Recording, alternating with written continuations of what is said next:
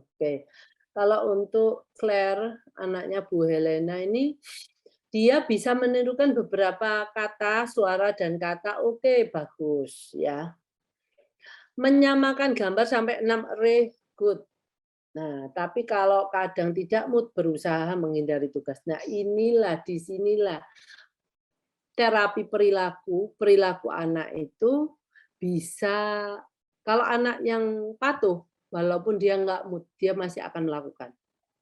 Nah, tapi kalau anak itu nggak patuh, nggak pernah jadi patuh ini adalah hal-hal terhadap hal-hal yang tidak disukai. Bukan, oh dia patuh kok kalau kita kasih handphone. Itu bukan kepatuhan. Kepatuhan itu kita ukur pada waktu dia harus bertemu dengan sesuatu yang dia tidak terlalu suka, tapi dia masih melakukan. Atau dia sedang nggak mood, aku nggak pengen melakukan, tapi aku masih melakukan karena aku tahu ini aku di waktunya aku terapi, waktunya saya sekolah. Nah, inilah kepatuhan itu di sanalah baru kelihatan. Jadi jangan bilang anak saya patuh kalau pas lagi nonton TV. Anak saya fokus kalau nonton TV, anak saya fokus kalau nonton HP. Itu bukan ukurannya. Ukurannya kalau kita sekolah, berapa mata pelajaran? Apa kita semua suka? Enggak. Tapi kenapa kita masih mau di sekolah terus? Karena kita patuh. Nah, untuk anak-anak yang nggak patuh mungkin dia akan lari pada waktu jam-jam yang pelajaran yang dia nggak suka. Tapi ini kan kita kepatuhan itu untuk apa kita perlukan? Untuk efektivitas pengajaran kita. Nah, dia kalau yang dia menentukan kapan saya seneng, kapan saya nggak seneng kan susah. Gimana anak ibu mau masuk sekolah? Gimana kita bisa demand ke sekolah bahwa terimalah anak saya. Loh, anak ibu nggak bisa diatur, Ibu. Nah, itu salah siapa? Apakah salah sekolah atau salah kita? Nah, salah kita juga, gitu loh. Memang kalau untuk anak-anak sekarang pun bukan anak-anak yang bukan spesial itu juga punya banyak masalah di sekolah. Kalau anaknya sudah nggak takut sama guru, anaknya merasa guru itu siapa toh? Karena mungkin dia terbiasa guru di rumah, terapis yang datang di rumah itu tidak dihargai. Yang dihargai pokoknya saya ngomong saya mau berhenti, tidak mau terapi, ya itulah yang terjadi. Jadi dia kalau seperti itu pengalaman yang berkali-kali di rumah, jadi dia mengambil persepsi apa? Itu terapis, itu guru, semua tidak ada. Semua akan menurut dengan saya. Apa yang saya minta, itulah yang terjadi. Nah, itu kita memberikan persepsi itu terhadap anak kita sendiri. Gimana kita terus gitu kalau mamanya, Bu, anak ibu kok nggak bisa diatur? Nah, ya kita sendirilah. Karena behavior itu bisa kita ukur pada waktu anak bisa mengikuti apa yang kita suruh, apa yang kita instruksikan, meskipun dia tidak mood, meskipun dia tidak senang. Oke? Jadi Claire ini mungkin diberikan untuk behavior-nya, perilakunya. Saya nggak bisa ngomong ini ya di sini. Nanti mungkin gini. Saya buat, tolong siapa ya? Nazula ya? Iya, Bu. Untuk ini loh, bagaimana membuat anak tidak menghindari tugas walaupun dia tidak mood. Nah, itu adalah program perilaku, bukan program mau diprogram apapun kalau ini ya perilaku ini tidak jelas, tidak bisa kita arahkan. Ibu mau masukin apa-apa sulit, mau masukin sekolah sulit, mau ngajarin apa-apa yang ya ini karena nunggu moodnya ada, nah susah kan.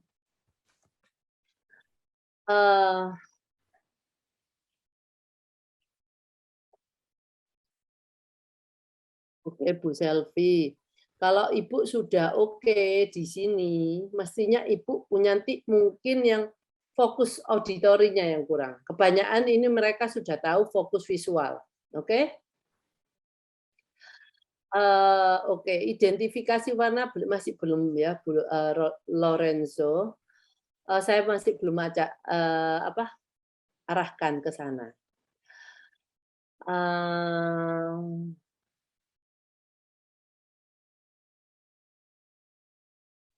Stop TV juga apa?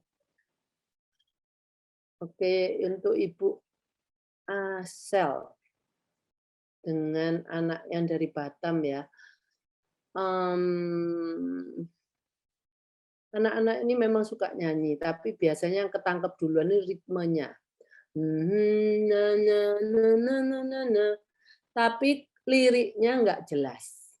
Nah, dia ritmenya lebih gampang ketangkep daripada liriknya. Nah, Ibu lakukan liriknya itu dengan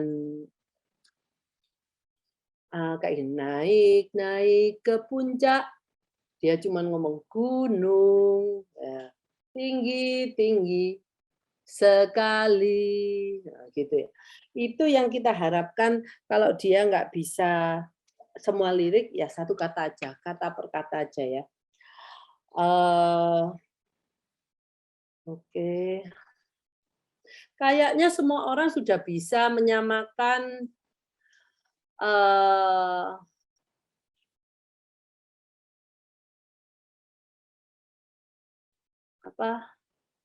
menyamakan sudah bisa ya. Sekarang saya lanjutkan aja. Oke. Latihan fokus visual 3 menyamakan benda tidak identik. Nah, benda tidak identik itu sudah mengkategorikan benda berdasarkan fungsi dan kelompok yang lebih besar, mungkin jenisnya.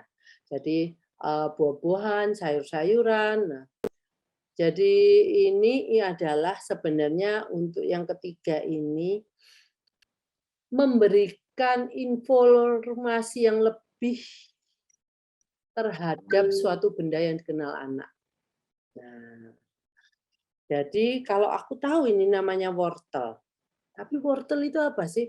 Kalau dia waktu mengelompokkan kelompok sayuran, samakan sayuran, sayuran. Oh, dia ngomong wortel ini sayuran, kubis sayuran, yang mobil, alat transportasi,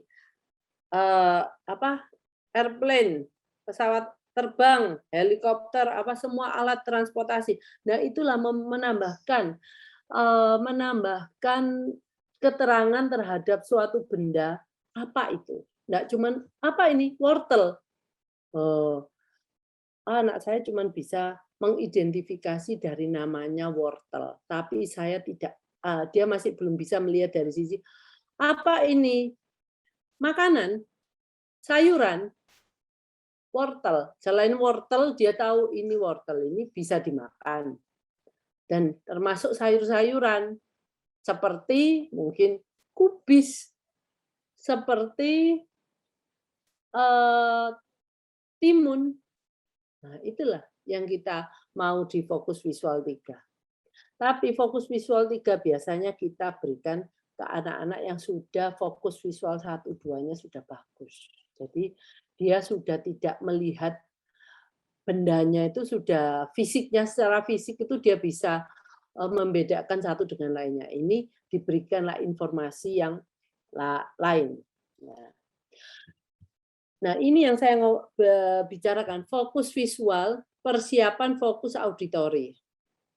Nah, kalau ini kita tadi kan banyak hanya visual-visual aja ya yang kita latih. Sekarang kita melakukan kegiatan yang bisa diamati oleh penglihatan, tetapi yang meng-create suara, menghasilkan suara. Seperti gini. Sendok dipukul ke gelas. Oke, saya nggak punya sendok, tapi saya punya mungkin. Oh, ini.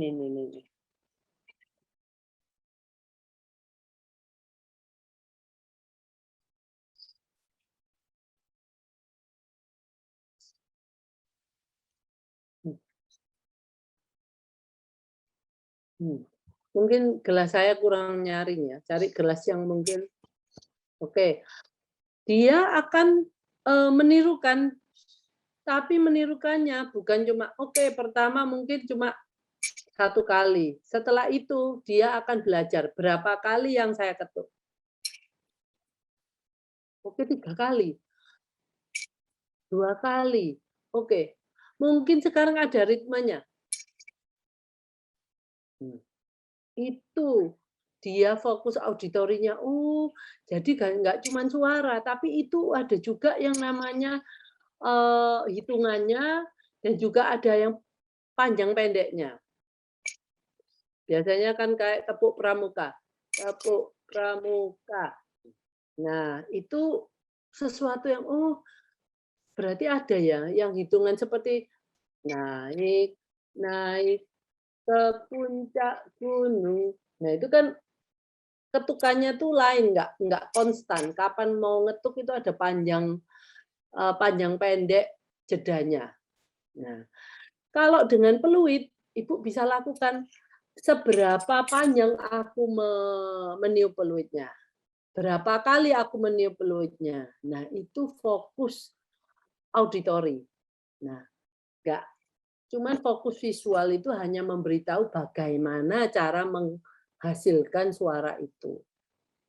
Nah, tapi untuk peluit memang anak-anak itu harus bisa meniup ya. Kalau nggak bisa meniup, jangan berikan. Karena nanti akan membuat kita meng-create problem baru. Nah, mending meniupnya itu dipisahkan dulu, baru kita berikan dengan peluit. Gitu ya. Nah, fokus auditori ini jarang dilakukan oleh orang tua. Nah, padahal pada waktu sebelum kita fokus auditori suara bahasa, ini bisa menjadi suatu preview, pemanasan sebelum kita memperdengarkan suara-suara. Nah, ini dia jadi telinganya juga aware terhadap suara-suara itu, tetapi dia masih belum perlu untuk mengatakan, tapi aku ngerti nih, aku mendengar. Suara itu suara yang aku juga bisa lakukan, terus aku harus melakukan persis berapa kali ya hitungan. Mungkin kalau untuk anak awal dengan hitungan dulu, mungkin setelah dia dengan berapa hitungan pun dia oke, kita pakai panjang pendek. Seperti tadi itu pakai ada ritmenya. Ya. Dia harus bisa nanti membedakan suara sendok dipukul ke gelas dan sendok dipukul ke kontainer. Lain kan? Nah, dia waktu itu mungkin pada waktu terakhir kalau dia sudah bisa menirukan fokus visual ini dengan membuat suara, kita akan memberikan dia menirukan tapi kita nggak melakukan di depan anak, di belakang anak. Jadi anak apa ya, suara apa itu ya? Nah, dia harus bisa memutuskan dia memakai gelas atau memakai kontainer kalau itu suara itu. Kita kan bisa kan? Nah, itu yang bisa membuat awareness terhadap suara itu meningkatkan awareness terhadap suara. Oke? Jadi untuk fokus auditori, saya pikir kalau fokus auditori belum banyak orang yang melakukan itu. Fokus visual harus dikuasai terlebih dahulu karena di sini pada waktu fokus auditori juga dilakukan fokus visual. Nah, pertama menirukan apa dengan visualnya. Setelah itu visualnya dihilangkan, kita memberikan dari mungkin kita kasih pembatas yang dimana anak nggak bisa melihat kita mengerjakan apa. Ayo sekarang kerjakan. Kamu buat suara seperti yang aku. Kita sudah berikan benda-bendanya di depan dia. Jadi dia akan, oh suara ini suara mungkin kalau ibu sebenarnya paling gampang itu ya ada suara marakas itu yang kastanya tek tek tek tek tek, suara drum, suara rebana, suara kalau nggak ada itu semua ya itu pakai gelas atau kontainer plastik gitu. Atasnya bisa seperti drum, kalau itu suara atas dan suara bawah lain. Nah, itu juga. Nah, oke, asal jangan botol Dokter Water ya, nanti rusak.